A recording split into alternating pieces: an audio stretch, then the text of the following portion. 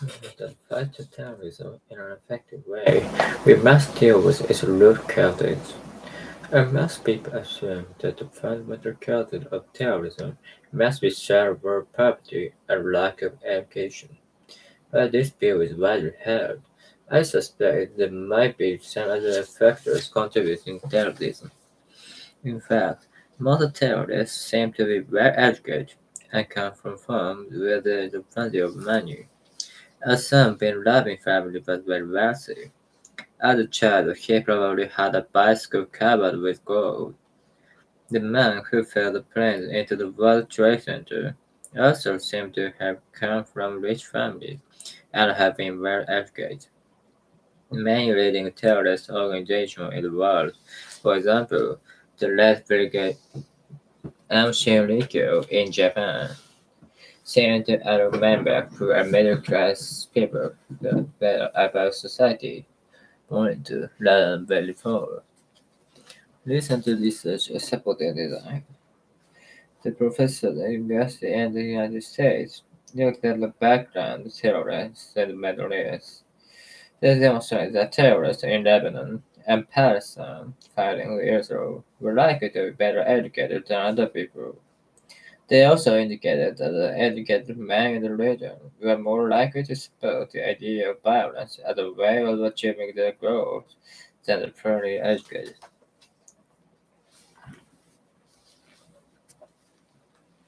What their point view may be, most people agree that to fight terrorism in an effective way, we must deal with its root causes, and most people assume that the fundamental causes of terrorism must be several poverty and lack of education.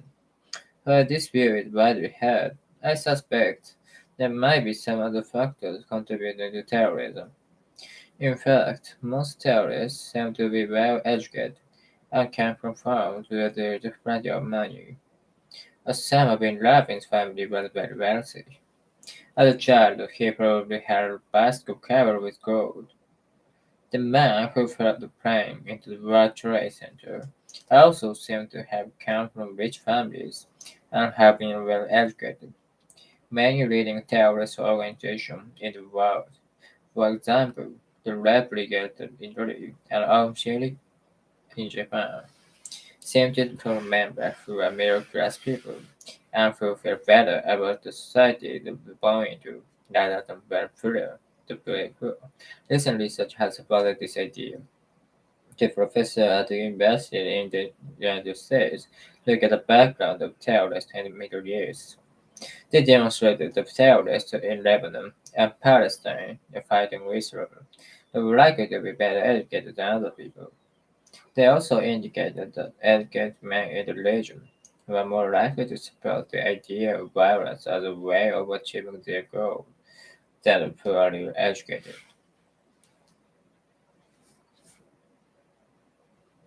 Whatever political view may be, most people will agree that to fight terrorism in an effective way, we must deal with its root causes. And more possibly, assume the fundamental causes of terrorism must be cerebral poverty and lack of education. While this view is widely held, I suspect there might be some other factors contributing to terrorism. In fact, most terrorists seem to be well educated and come from homes where there is plenty of money. Osama bin Laden's family was very wealthy. As a child, he probably had a basket covered with gold. The man who flew the plane into the World Trade Center also seemed to have come from rich families and have been well educated. Many leading terrorist organizations in the world, for example, the Red Brigade in Italy and the Aum Shinrikyo in Japan, seem to attract members who are middle-class people and who feel better about the society they were born into rather than the poor. Recent research has supported this idea. Two professors at the university in the United States look at the background of terrorists in the Middle East. They demonstrate that terrorists in Lebanon and Palestine fighting Israel were likely to be better educated than other people. They also indicate that educated men in the region were more likely to support the idea of violence as a way of achieving their goal than poorly educated. Oof. Whatever their political view may be, most people agree that to fight to terrorism in an effective way, we must deal in the root causes.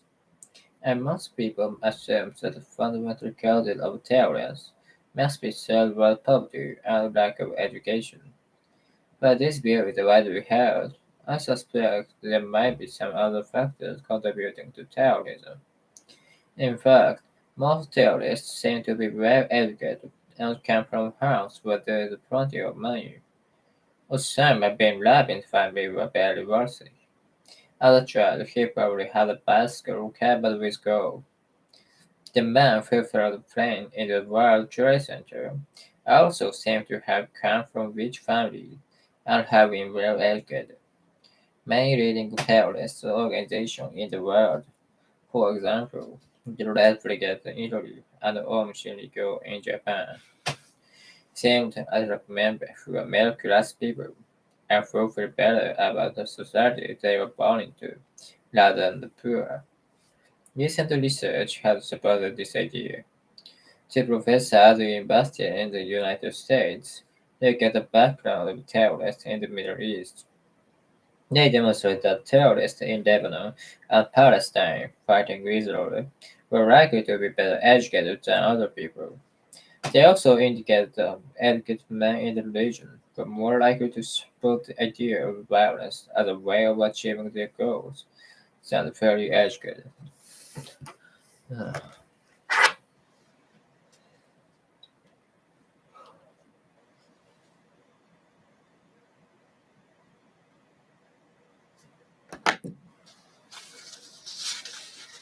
Every Legacy could agree that Jim Crow laws were unequal, un-American, and discriminatory, and that they were the principle of colorblind justice. Affirmative action, however, was not so easily agreed upon.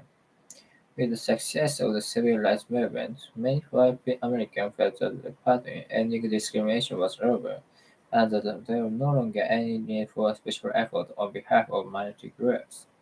Colorblind justice, they argued, meant that no one should receive special consideration based on skin color. Preferential hiring, the recruitment of employees because of skin color, seemed like a new form of bias. However, for African Americans who had suffered over 300 years of discrimination, merely saying the barriers had fallen was not enough. In the brave words of one Supreme Court justice, to get beyond racism, we must first take account of race. Every living American could agree that Jim Crow laws were unequal, un-American, and discriminatory, and that they violated the principle of colorblind justice. American action, however, was not so easily agreed upon. With the success of the civil rights movement, many white Americans felt that fight in ending discrimination was over, and that there was no longer any need for special effort on behalf of minority groups. Colorblind justice, they argued, meant that no one should receive special consideration based on skin color.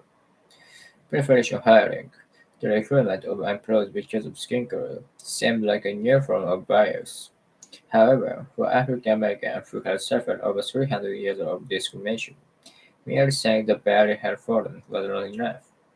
In the brief words of the one Supreme Court justice, to get beyond racism, we must take account of race.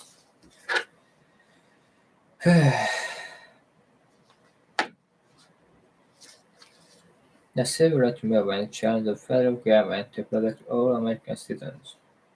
In case after case, the civil rights protests challenged local laws that did not agree with the federal and thus American principle that the law of the land was colorblind and all citizens were entitled to equal rights.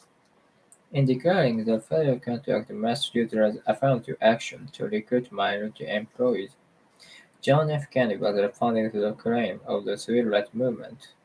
For too long, union to the industry 絶対ユニオントゥザインダストリーって言ってるけどな、これ。絶対あんどって言ってないわ。Too long. The United Industries had actively discriminated against African American workers, assigning them only the most simple tasks. By introducing non-discriminatory practice in federal projects, Kennedy established the federal government as a model for local government and private industry. Affirmative action thus began as a part of a novel movement to remove racial discrimination from American life. It was seen as a positive way to include African Americans into the economy through access to skilled jobs. Within a very short time, affirmative action took on a more aggressive definition. To support it would be known as affirmative discrimination, an active effort to hire African Americans in an attempt to stop the grievous discrimination of the past. To those who disagreed, however, it became reverse discrimination. A policy that allowed clarify white employees of jobs in order to give work to minorities who the first believed were less qualified. Many white Americans had gotten used to thinking of certain jobs and professions, legal, medical, banking, firefighting, and policing, as belonging uniquely to them. On the other hand, they viewed many low-paying service positions, train conductors, shoeshine boys, maids, laundry workers, and cleaners, as being the work of African Americans. Mm.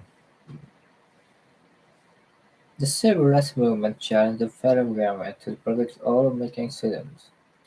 In case after case, the civil rights protests chose to challenge local laws that did not agree with the federal, and thus American, principle the law of the land was covered under all citizens entitled to equal rights.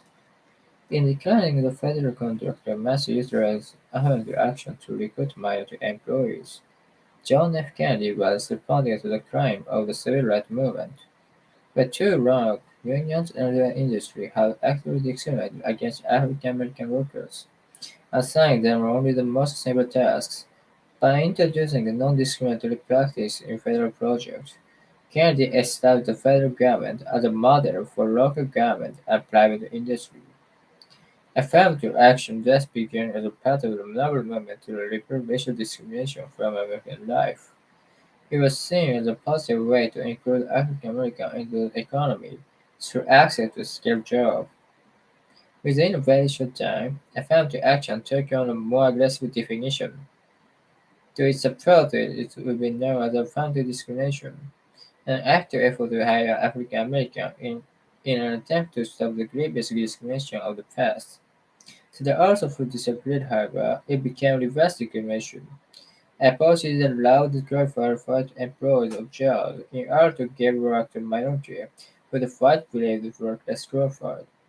Many white Americans have gotten used to thinking of general job and profession, legal, medical, banking, firefighting, and policing, as belonging uniquely to them.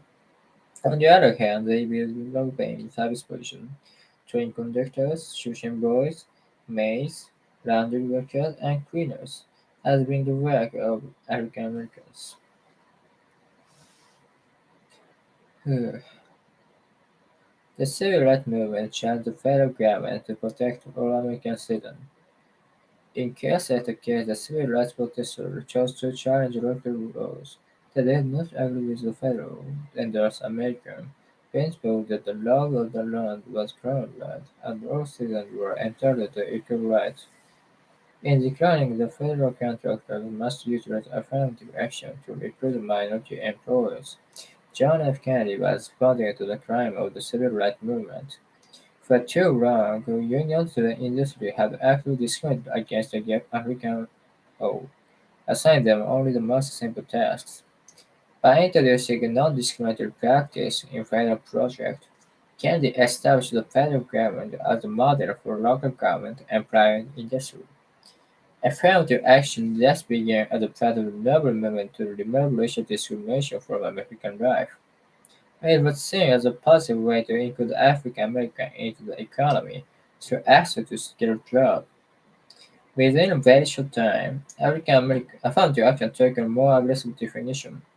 To its supporters, it would be known as affirmative discrimination, an active effort to hire African Americans in its attempt to stop the deliberate discrimination of the past. To the rules food, however, it became reverse discrimination. A party that loved Carter fought employee jobs in order to give work to minorities who the fight believed was less glorified. Many white Americans have gotten used to think of certain jobs and professions legal, medical, banking, firefighting, and policing as belonging uniquely to them. On the other hand, they built many low-paying service positions, train conductors, tuition board, maids, laundry workers, and cleaners, as being the work of African Americans. In case after case, in case after case, in case after case.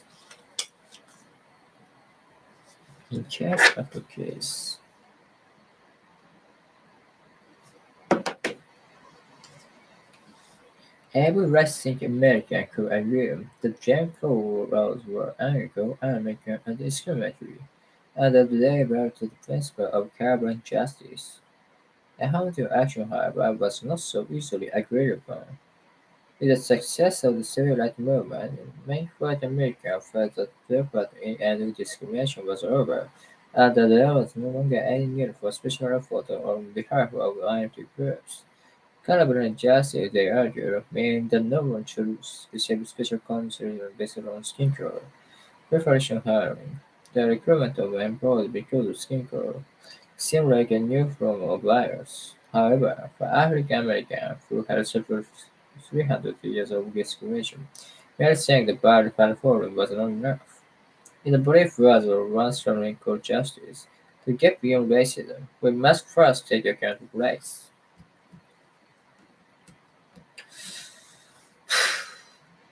Every right-thinking American could agree that Jim Crow laws were unequal, un-American, and discriminatory, and that they violated the principle of carbon justice. Affirmative action, however, was not so easily agreed upon.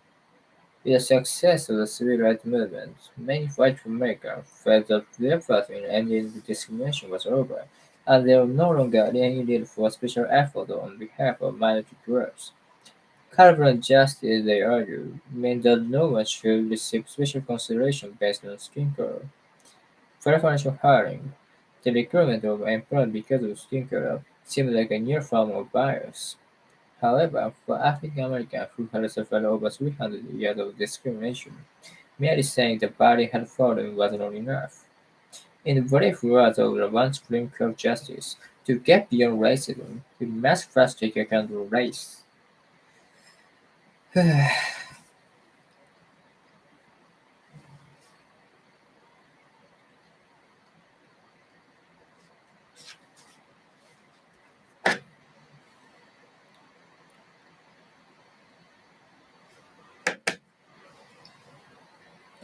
Whatever their political view may be, most people agree that the fight to terrorism in effective ways, we must deal with its root causes. And most people assume that fundamental causes of terrorism must be sharper quality and lack of education. Though this view is held, I suspect there may be some other factors contributing to terrorism. In fact, most theorists seem to be well educated and come from homes where there was plenty of money. Osama bin Laden's family was very wealthy. As a child, he probably had a bicycle covered with gold. The man who flew the plane into the World Trade Center also seems to have come from rich families and have been well educated. Many leading terrorist organizations in the world, for example, the Levy in Italy and Aum Shinrikyo in Japan, seem to attract members who are middle-class people and who feel better about the society they are born into, rather than very poor. Recent research has supported this idea. Two professors at the university in the United States look at the background of terrorists in the Middle East. They demonstrate that terrorists in Lebanon and Palestine fighting Israel were likely to be better educated than other people. They also indicate that educated men in the region were more likely to support the idea of violence as a way of achieving their goals than poor educated.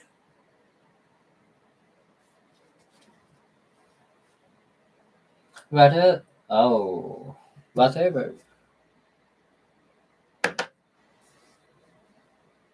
whatever the political view may be, most people agree that the fight to terrorism in an effective way, we must deal with its root causes. And most people assume the fundamental causes of terrorism must be third-world poverty and lack of education. For this view is widely held, I suspect there might be some other factors contributing to terrorism. In fact, most terrorists seem to be well educated and come from homes where there is plenty of money. Osama bin Laden's family is very wealthy. As a child, he probably had a bicycle covered with gold. The man who fell the plane into the World Trade Center also seems to have come from rich families and have been well educated. Many leading terrorist organizations in the world, for example, the Red Berets in Italy and Sendikyo in Japan, seem to attract members who middle-class people and who feel better about society they were born into, rather than the pretty poor. Recent research has supported this idea.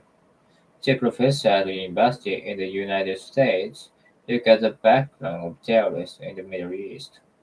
They demonstrated that terrorists in Lebanon and Palestine fighting Israel were likely to be better educated than other people.